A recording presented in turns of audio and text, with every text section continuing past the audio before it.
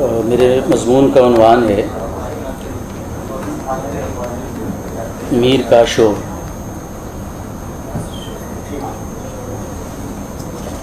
میر کا شور میر کے 2-3 اشعار کے ساتھ ہم تک پہنچا ہے۔ یہ وہ اشعار ہیں جن میں لفظ شور آیا ہے، لیکن ایسے اشعار کی تعداد کچھ کم نہیں جہاں لفظ شور تو نہیں ہے مگر اس کی کوئی نہ کوئی صورت اور کیفیت موجود ہے۔ میر کے شور تک پہنچنے کی جو کوششیں ہوئی ہیں انہیں یکسر رد کر دینا ٹھیک نہیں۔ ناقدین نے اپنی نظر سے میر کو دیکھا اور انہیں میر کی شاعری میں جو خوبی نظر آئی اس کے اظہار میں کسی تکلف سے کام نہیں لیا۔ یہ بھی میر تنقید کا اختصاص ہے کہ میر تنقید پوز اور فیشن سے بڑی حد تک محفوظ رہی۔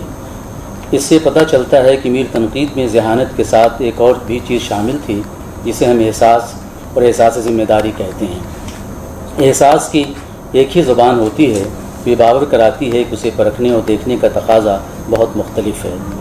میر کا شور کئی زمانوں کو عبور کرتا ہوا ہمارے زمانے تک پہنچا ہے، لہٰذا یہ دیکھنے کی ضرورت ہے کہ میر کا شور ہمارے لیے کتنا اہم ہے اور کیسا ہے۔ لفظ شور کے لغوی معنی کو دہرانے کا یہ موقع نہیں۔ میر نے جن شعروں میں لفظ شور استعمال کیا ہے انہیں اپنی نظر سے بھی دیکھنے کی ضرورت ہے۔ کیا عجب یہ شور کسی اور طرح سے کلام کرتا ہوا نظر آئے۔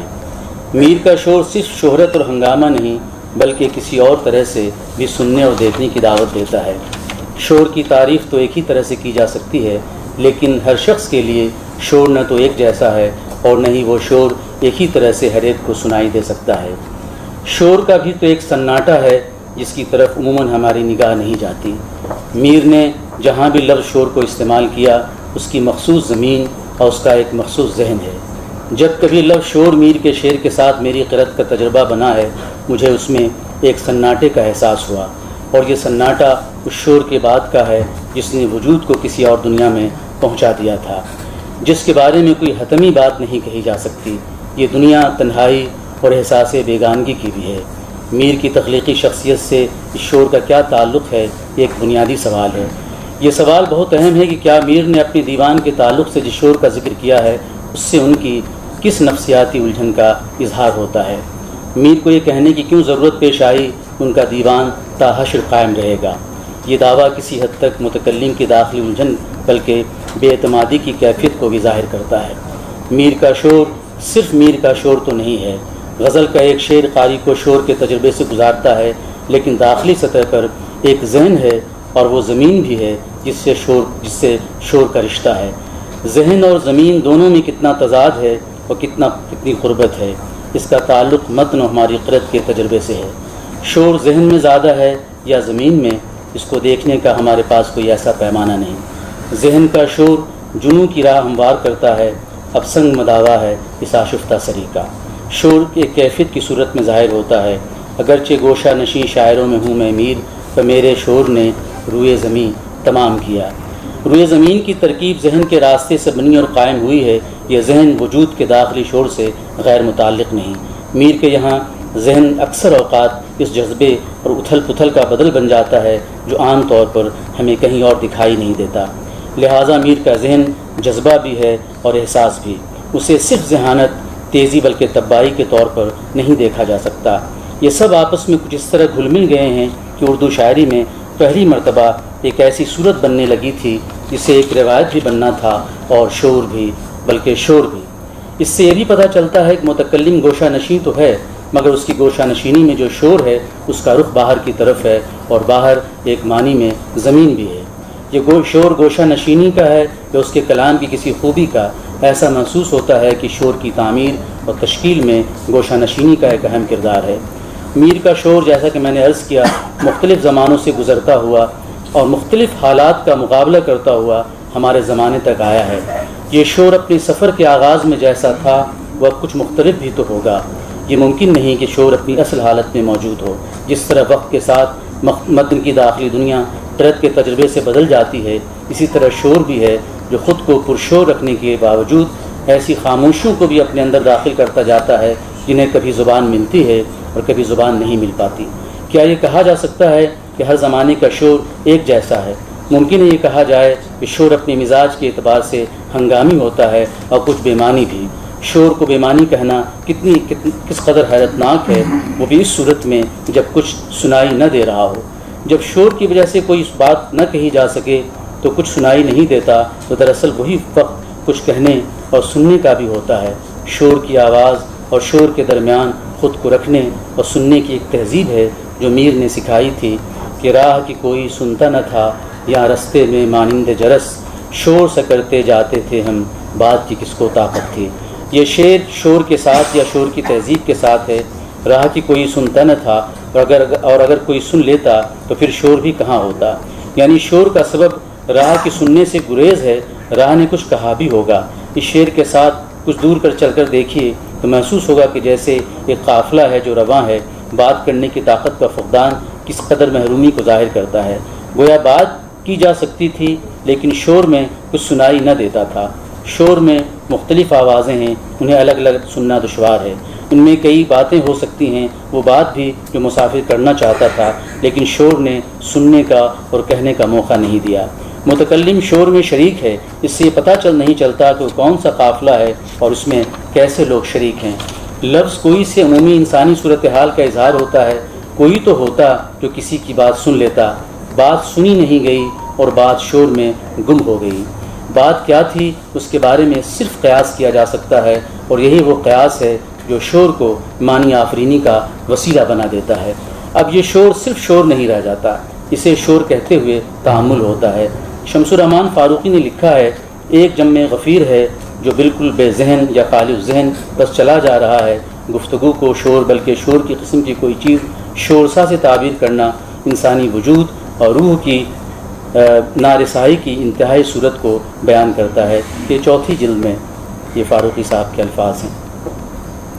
شمس الرحمن فاروقی کی تعبیرات میں شور محض ایک شور ہے جسے وہ خالص ذہن لوگوں کی آواز بتاتے ہیں۔ میں لکھ چکا ہوں کہ راہ نے کچھ ضرور کہا ہوگا، راہ کی کوئی سنتا نہ تھا۔ اس سے مراد صرف یہ نہیں کہ راہ کچھ کہتی تھی یا راہ کچھ کہنا چاہتی تھی، متکلم راہ کے بارے میں کچھ کہہ رہا ہے۔ اس کا بھی امکان ہے کہ راہ نے مسافر سے کچھ کہا ہوگا اور مسافر نے کچھ سنا بھی ہوگا، مگر یہ کہنا اور سننا بامعنی عمل نہیں بن سکا۔ شمس الرحمن فاروقی نے شور کو جرس کے ساتھ دیکھا تو ضرور، مگر شور جو ایک معنی میں مسافروں کا سب سے بڑا مسئلہ ہے، وہ بالکل شور ہی معلوم ہوتا ہے۔ جرس اور قافلے کے شور میں بھی کچھ فرق کیا جا سکتا ہے، اس حقیقت کے باوجود کہ میر نے مانند جرس کی ترکیب استعمال کی ہے۔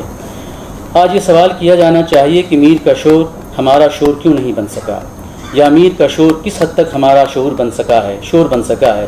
شور کو حسیت کے معنی میں بھی استعمال کیا جا سکتا ہے۔ کہیں ایسا تو نہیں کہ میر کا شور ہمارے زمانے کے لیے اتنا اجنبی نہیں تھا جتنا کہ ناقدین نے بتایا یا سمجھا۔ یہ بھی امکان ہے کہ میر کا شور صرف میر کا شور نہ ہو، بلکہ اس میں کچھ نہ کچھ اور کچھ نہ سن پانے کا شدید احساس شامل ہو۔ میر کا شور صرف میر کا شور تو نہیں، اسے میر کے زمانے کا بھی شور کہنا چاہیے، اور وہ بھی جو آنے والے زمانے کا بھی تھا، جس میں ہمارا زمانہ بھی شامل ہے۔ ضمیر علی بدایونی نے میر تقی میر اور اولاں بار عالم کثرت میں کے عنوان سے مضمون لکھا، لیکن اس کا ذکر کچھ اس طرح ہوتا ہے جیسے کہ بہت لوگوں نے میر پر لکھا ہے۔ ان میں ایک مضمون یہ بھی ہے، میر کو رولاں باد سے کیا نسبت؟ یہ وہ سوال ہے جس کا کوئی جواب ایسے شخص کو مطمئن نہیں کر سکتا جس نے اپنے دماغ کی کھڑکیاں بند کر رکھی ہیں۔ ضمیر علی نے انہی لوگوں کے لیے مضمون قلم بند کیا ہے جنہیں نئی آگہی سے نہ تو خوف ہے اور نہ انہیں اپنی قدیم شاعری پر نئی آگہی کا بوجھ ڈالنے سے گریز ہے۔ شعریات اور تصور کائنات کی قدامت اور مقامیت قاری کو نئی آگہی سے گریز کی تعلیم نہیں دیتی، بلکہ اکثر ایسا ہوا ہے کہ قدیم شاعری میں نئی حیثیت کا کوئی عکس یا پہلو دکھائی دیا۔ ضمیر علی ان چند ادیبوں میں ہیں جنہیں اپنی روایت کا گہرا شعور ہے۔ ضمیر علی بدایونی اپنی ادبی روایت کو دوسری ادبی روایت کے ساتھ دیکھتے ہیں۔ میر کی شاعری میں لفظ شور کئی مقام پر آیا اور اس سے یہی سمجھا گیا جیسے کوئی ہنگامہ ہے، یا یہ بتایا جا رہا ہے کہ میر کا کلام داخلی طور پر سراسیمہ اور بجھا نہیں ہے۔ لفظ شور یوں تو شور ہی معلوم ہوتا ہے، مگر یہ شور کے عام تجربے سے کچھ زیادہ بھی ہے اور کچھ مختلف بھی۔ ضمیر علی نے ساسر، رولا بار تو میر کا پہلے ہی جملے میں حوالہ دیا ہے۔ تینوں کے یہاں شور موجود ہے اور اپنے اپنے سیاق کے ساتھ۔ ساسر کا یہ خیال کہ زبان کے باہر صرف شور ہے، اور بھارت کا یہ کہنا کہ متن میں شور کے علاوہ کچھ نہیں، اور میر کا یہ کہنا کہ جہاں سے دیکھیے ایک شعر و شور انگیز نکلے ہے۔ فکری سطح پر قربت کا اظہار ہی تو ہے، ہر لسانی اور تہذیبی معاشرہ شور اور خاموشی کے تجربے سے گزرتا ہے، یہ اور بات ہے کہ تصور کائنات کے اختلاف سے کہیں کہیں راہیں الگ ہو جاتی ہیں۔ جہاں سے دیکھیے میں یہ بات پوشیدہ ہے کہ پورا دیوان شور سے بھرا ہے، جیسے کہ دیوان میں شور کے علاوہ اور کچھ نہ ہو۔ ضمیر علی نے شور کو معنی آفرینی کا وسیلہ قرار دیا، یعنی شور محض گونج نہیں، معنی کا بنیادی رشتہ متن سے ہے، یعنی اگر متن میں معنی کے امکانات نہیں ہیں تو قاری اپنی ذہانت کے باوجود متن کو کچھ زیادہ بامانی ثابت نہیں کر سکتا۔ جن مغربی مفکرین کے حوالے آئے ہیں وہ بھی میر کی شاعری کے سیاق میں اپنی معنویت پر اصرار کرتے ہیں۔ اس کا مقصد یہ ہرگز نہیں کہ میر سے کوئی باز پرس کی جا رہی ہے یا مغربی مفکرین کو میر کے سامنے کمتر ثابت کیا جا رہا ہے۔ ضمیر علی دیوان اور حشر ان دو الفاظ سے میر کی غیر معمولی دلچسپی کو ایک راز کے طور پر دیکھتے ہیں، گویا میر کی نظر میں اپنی شاعری کا رتبہ کتنا بلند تھا۔ بلندی کے یہ تصور محض زبان پر غیر معمولی قدرت سے وابستہ نہیں بلکہ معنی اس کی پھیلتی ہوئی دنیا سے تھا۔ انہوں نے ایک اہم نقطے کی جانب اشارہ کیا، یہ الفاظ ضمیر علی کے ہیں کہ میر نے قیامت اور حشر کے استعارے یا تشبیہات غیر ضروری طور پر استعمال نہیں کیے۔ قیامت اور حشر میں جس طرح موجودہ دوبارہ زندہ ہو جائیں گی، اسی طرح میر کے دیوان میں بھی فطرت دوبارہ جی اٹھے گی۔ یہ وہی نقطہ ہے جس کی طرف کافکا نے اشارہ کیا ہے کہ فن ایک ایسی آگ ہے جس میں اشیاء جل کر دوبارہ پیدا ہو جاتی ہیں۔ اقتباس ختم۔ میر کے شور میں وہ شور بھی شامل تھا جس کا تعلق ہمارے زمانے سے ہے، بلکہ وہ شور بھی کچھ زیادہ بے ہنگم شور میں اب تبدیل ہو گیا ہے۔ اس میں علم و آگہی کے باوجود اتنی سفاکی اور بے دردی ہے جو تاریخ میں شاید پہلے کبھی نہیں دیکھی گئی۔ میر کا شور میر کی ذہنی تنہائی بھی ہے۔ میر کا شور اسی صورت میں ہمارا شور بن سکتا ہے ہم کلیات میر کو ایک مرتبہ پھر دیکھیں۔ جہاں لفظ شور نہیں ہے وہاں سے بھی دھواں سا اٹھتا ہوا محسوس ہوتا ہے۔ میر کا شور دراصل میر کے اندرون سے اٹھنے والا وہ دھواں ہے جو ابھی چھٹا نہیں ہے۔ میر کا شور میر کا استعارہ بھی ہے، میر کا شور میر کا اسلوب بھی ہے، میر کا شور میر کی تخلیقی شخصیت بھی ہے، میر کا شور آنسوؤں سے بھری ہوئی میر کی آنکھیں بھی ہیں۔ میر کا شور صرف وہ شور نہیں جو باہر باہر سنائی دیتا ہے، میر کا شور وہ آگ بھی ہے جس کا استعمال میر نے مختلف اشعار میں کیا۔ میر کے شور پر کیا گزری ہے اس کا تجزیہ اب ضروری ہے۔ میر نے شاید سوچا نہیں ہوگا جس ایک لفظ کو انہوں نے چند اشعار میں استعمال کیا اس پر ایسا وقت بھی آئے گا جب اسے شہرت نہیں بلکہ معنی آفرینی کا وسیلہ سمجھا جائے گا۔ میر کے شور کا خیال ہر زمانے میں میر کے قاری کو رہا ہے، لیکن میر کے دو اہم ترین نقاد شمس الرحمن فاروقی اور ضمیر علی بدایونی نے لفظ شور کو بلکہ باضابطہ موضوع بنایا۔ شمس الرحمن فاروقی نے شعر شورانگیز کی پہلی جلد میں اس مسئلے سے بحث کی، اسے مختلف حوالوں سے ثابت کیا۔ میر کا کلام دھیما نہیں بلکہ اس میں ایک للکار اور گونج ہے۔ اس بات کو کہنے کے لیے انہوں نے جس علمیت اور ذہانت کا ثبوت فراہم کیا اس سے میر تنقید بڑی حد تک خالی تھی۔ شمس الرحمن فاروقی کو لکھنا پڑا لیکن اس سے پہلے انہوں نے دو اشعار درج کیے، قیامت کا ہنگامہ ہے اور پھر وہ عرصہ محشر ہے عرصہ میرے بھی دیوان کا۔ اب فاروقی صاحب کی یہ الفاظ ہیں کہ شور کے لفظی معنی سے فائدہ اٹھاتے ہوئے میر نے اس کو میں چھوڑتا ہوں۔ شمس الرحمن فاروقی نے ایک رجحان کے طور پر شور کو میر کے شعر سے ہم آہنگ کرنے کی کوشش کی۔ یہ ایک ایسی ضرورت تھی جسے تاریخی ضرورت کے طور پر دیکھنا چاہیے۔ شمس الرحمن فاروقی نے اس بات پر زور دیا ہے کہ ہنگامہ یا محشر دیوان کے باہر نہیں ہے، وہ اسے کلام کے آہنگ سے وابستہ کر کے دیکھتے ہیں، اس حقیقت کے باوجود کہ محشر کلام کے اندر ہے یا باہر نہیں۔ سوال یہ ہے کہ اندر کا شور کس کے لیے ہے اور اس کا رخ کس کی طرف ہے، اور یہ بھی کہ شور کسی موضوع یا مسئلے سے متعلق ہوگا۔ شور کا آہنگ برائے آہنگ تو نہیں ہے، لیکن ضمیر علی کو شمس الرحمن فاروقی کی اس تعبیر سے شدید اختلاف ہے اور ضمیر علی بدایونی کو لکھنا پڑا کہ شمس الرحمن فاروقی صاحب نے میر کی شاعری کو جس زاویہ نظر سے دیکھا ہے اور جس عرقریزی سے کام لیا ہے اس کی داد نہ دینا قرین انصاف نہیں۔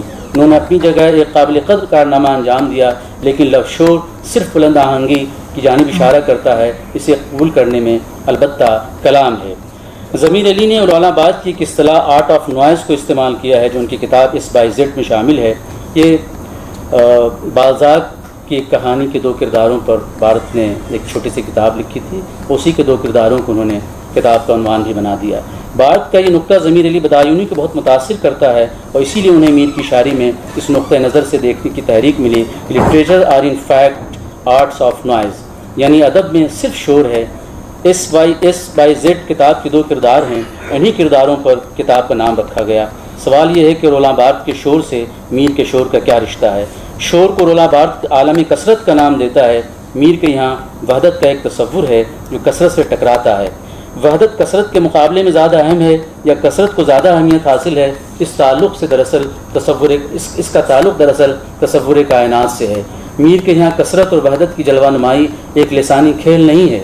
ضمیر علی کا خیال ہے کہ مقصود کی وحدت اور عالم کثرت میں میر کے تخلیقی وجدان کے ساتھ چلتے ہیں، یہی وہ کیفیت ہے جو میر کی شاعری کو گل ہزار رنگ بنا دیتی ہے اور کثرت میں جلوہ وحدت دیکھتی بھی ہے اور دکھاتی بھی ہے۔ اب کی چمن میں اور ہی لائی بہار رنگ، ایک معنی شگفتہ کو باندھا ہزار رنگ۔ میر کے وہ اشعار جن میں لفظ شور میر کی شخصیت و شاعری سے بڑی حد تک مخصوص ہے، ان کی تعبیر کا دائرہ پھیل سکتا ہے، مگر جیسا کہ لکھا جا چکا ہے کہ میر کی ذات کو ہی زیادہ اہمیت دی گئی۔ میر کی شخصیت اور میر کی شاعری اپنے مرکز سے کچھ گریزاں بھی ہو سکتی ہے، اسے دیکھنے کی بھی کوشش نہیں کی گئی۔ میر کی اپنی شعری و شخصی کائنات کا اہم ترین حوالہ یہ شعر ہے کہ ہے اپنے خان وادے میں اپنا ہی شور میر، بلبل بھی ایک ہی بولتا ہوتا ہے گھر کے بیچ۔ خان وادہ اور گھر کے درمیان جو نسبت ہے وہ شعر کے حسن اضافے کا سبب بنا ہے۔ بول کی آواز اکیلی سنائی دیتی ہے، گویا بلبل کی تنہائی اس کی کائنات بھی ہے۔ میر نے اپنا ہی شور کہہ کر وحدت کی جانب اشارہ کیا ہے۔ اس ضمن میں میر کے کئی اشعار پیش کیے جا سکتے ہیں۔ یہاں چونکہ لفظ شور سے سروکار ہے، لہذا یہ دیکھنے کی ضرورت ہے کہ میر جسے اپنا شور کہتے ہیں اس میں کثرت کا کوئی پہلو پوشیدہ ہے یا نہیں۔ یہ بھی کہا جا سکتا ہے کہ اپنے خانوادے میں شور کا ہونا اتنی بڑی بات نہیں ہے جتنی بڑی بات کسی دوسرے خانوادے میں اپنے شور کو سننا ہے۔ لیکن یہاں میر نے اپنے خانوادے کہہ کر اپنی انفرادیت کے ساتھ ساتھ اس لسانی و تہذیبی قوت کی طرف بھی اشارہ کیا ہے جو شاعری و شخصیت کو اساس فراہم کرتی ہے۔